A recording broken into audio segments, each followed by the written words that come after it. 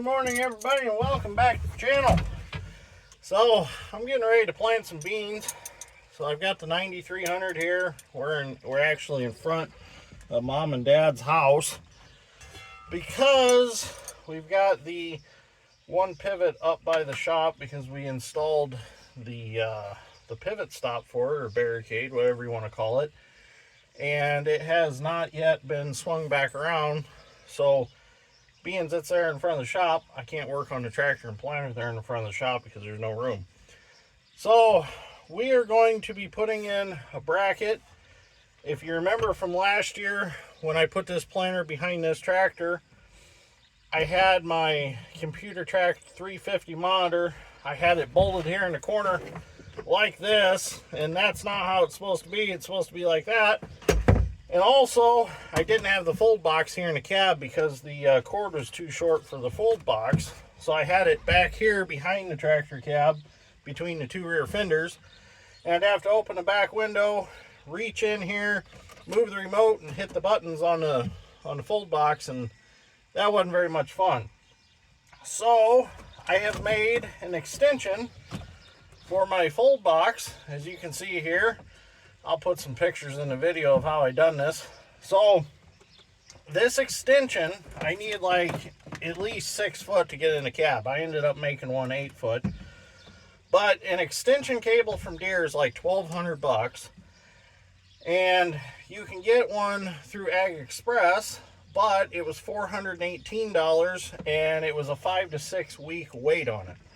So what I done was I took some 7-wire trailer cord and some weather pack connectors, and I just simply cut my fold box off here in the cab, put a set of weather packs there, went to the other end, put a set of weather packs there.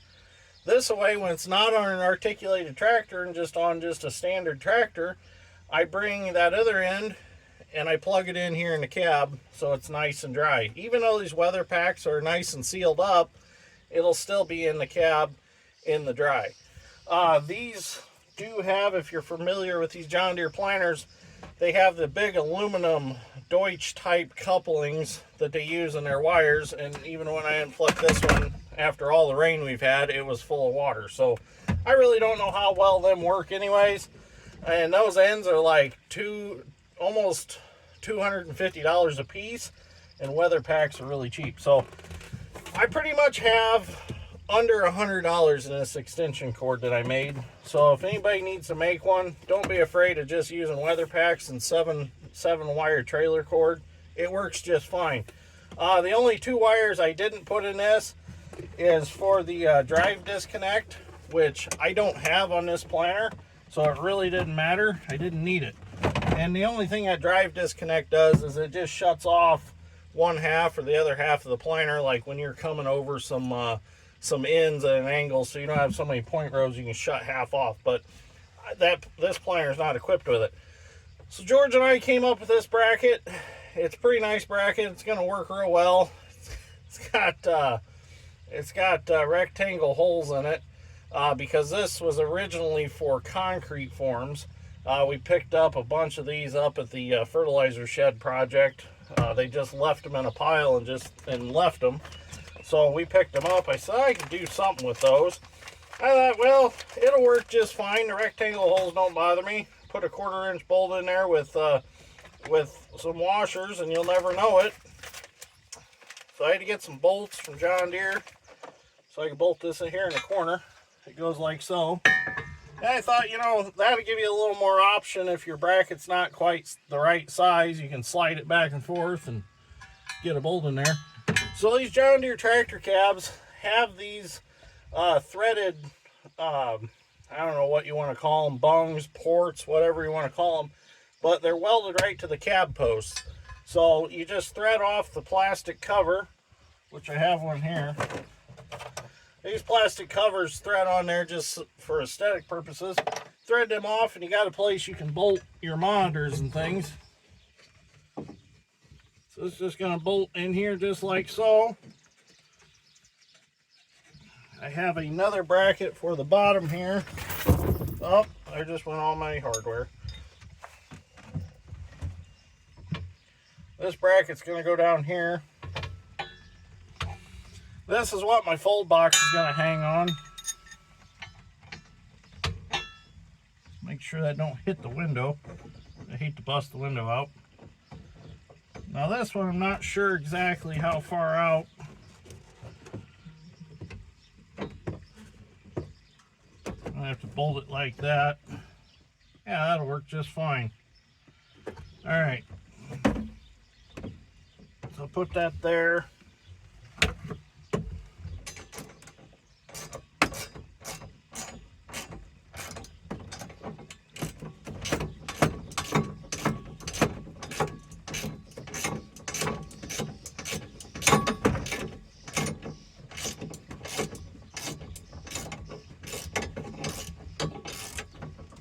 Threads are a little scored in that one or something.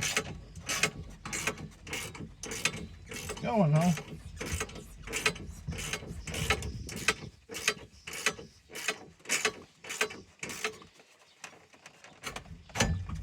Get that where I want it, somewhere in there.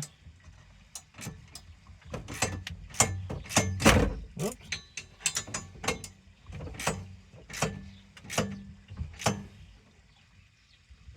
That one. Put that one tight. Now, cord pulled up here. That should work just fine. Oh, crap. I think our bracket runs a little downhill. That's all right. It'll be okay. All right, I'm gonna get all this stuff bolted in here, and then probably do a little field work today. I don't think we're going to plant anything today. So I also made this bracket so when I put the tile plow behind this tractor, I can mount the grade control box and the tile plow control box to the same bracket. So it's going to be dual purpose. And as you can see, utilizing the holes that are already in it, I was able to have a nice spot for my monitor. I didn't have to drill any holes or anything. They're already there. Plus I can put a nice cup holder here or phone holder or something like that, or even stick my magnet base for my camera mount right here and get a good video outside the back window of the tractor. So it's a win-win situation. So now I can bolt that there, bend that bracket just a little bit. I get some bolts here off the floor, since that's where I dumped them all.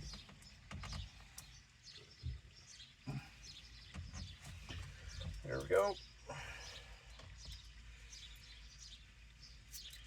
So it's not a spaceship in here compared to other guys' monitor setups, because I don't really need to know all that information. As long as I don't have a row unit that's not planting, that's all I care.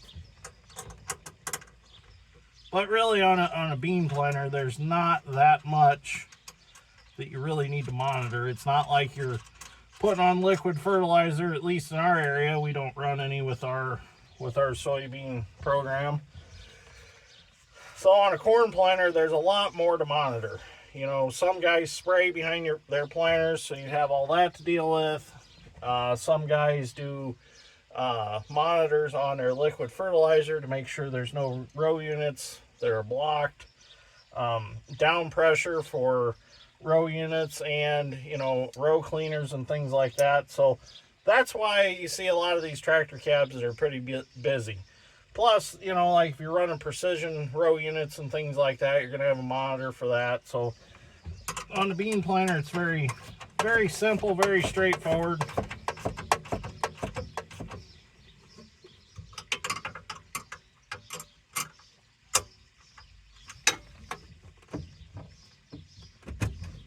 There we go.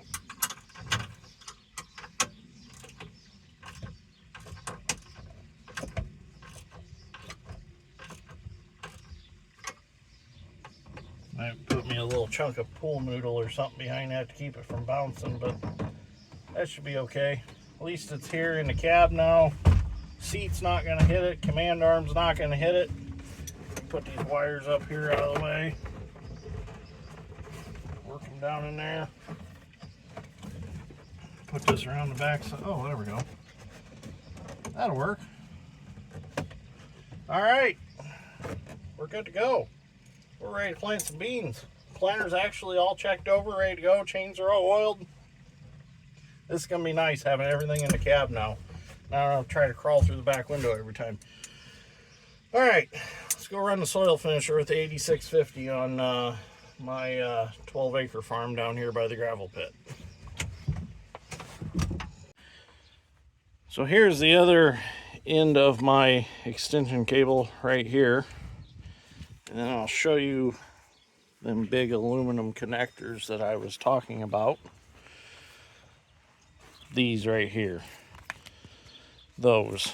So now when I take the extension cable out, it'll suck all this up to there, back up in the cab. I'll plug the two weather packs together and they'll be inside the cab, and then all they'll be exposed to the elements is this connection right here. But while it's on the articulated tractor, that's how it's going to be. So it worked out real well. Very very good way to do it without spending a whole lot of money.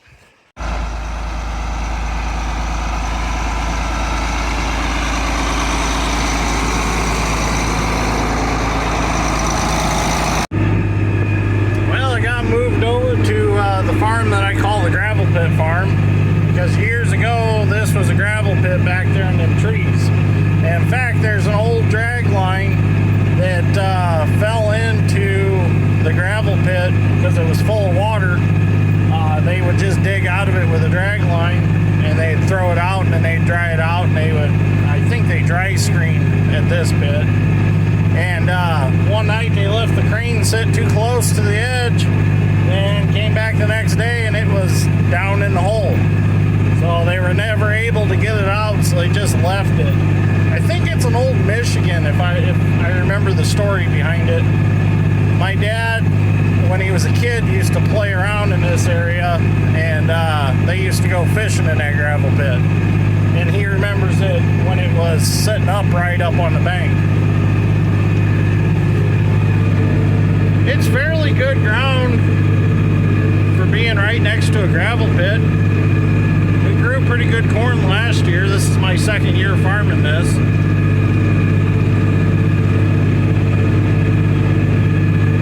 It's a little bit rough because I dissed it just yesterday.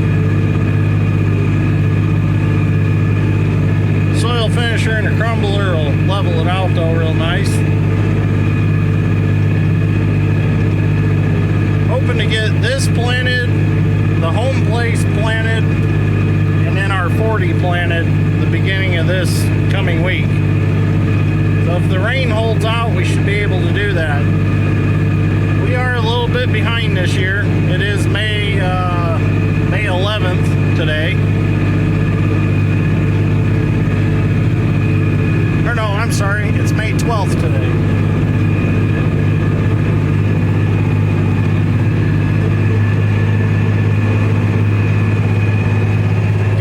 What day it was.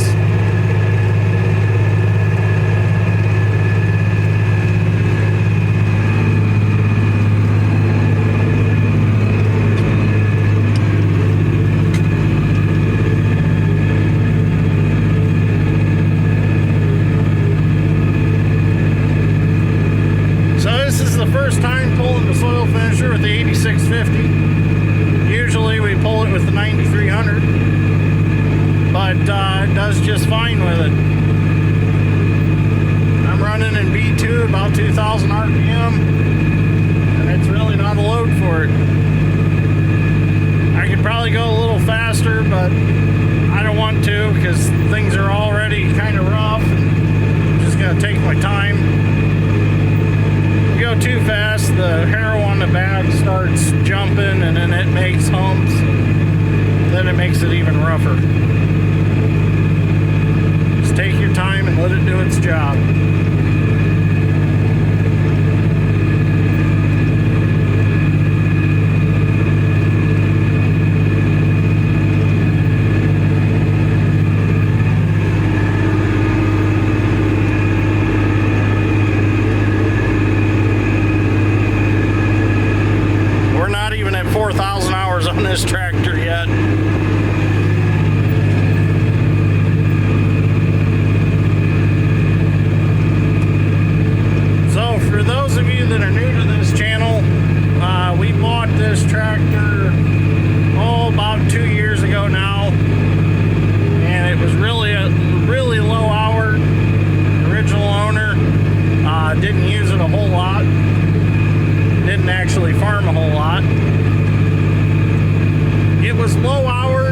time itself got to it. We had to put a whole new cab kit in it, all the rubbers around the windows. Really anything rubber wise had to be replaced because it was dry rotted. Some of the plastic needed replaced because it just, from being old, you know, it was fragile.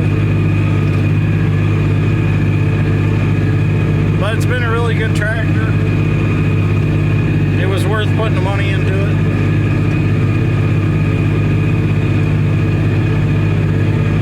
A lot of guys don't like these old John Deeres, but we really like them. They are a little hard to work on compared to a newer Deere that's a component tractor.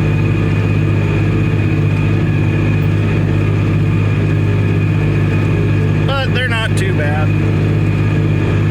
Once you learn how to work on them, they're fairly simple and easy. Well, I got done with the gravel pit farm, and I got moved over to our 40 here. Started over here by the road. Gonna work my way across the farm.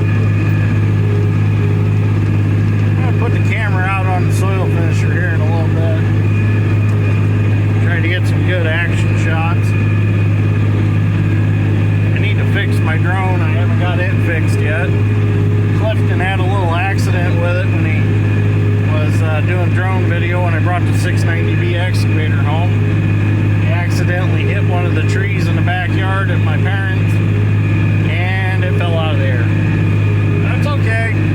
They make replacement parts for it for a reason. I got all the parts. I just got to put it back together and get it going again. Down here.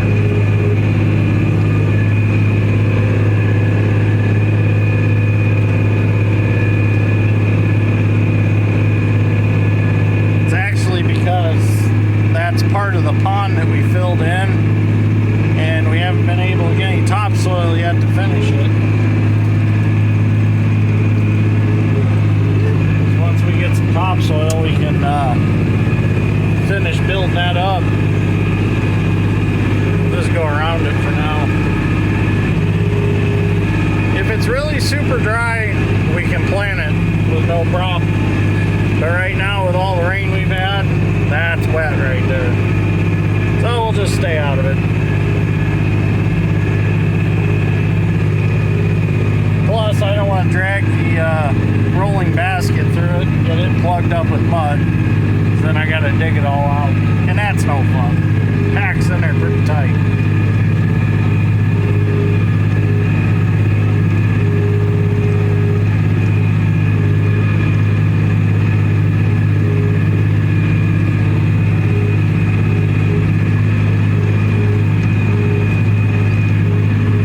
A lot of rocks in this right here.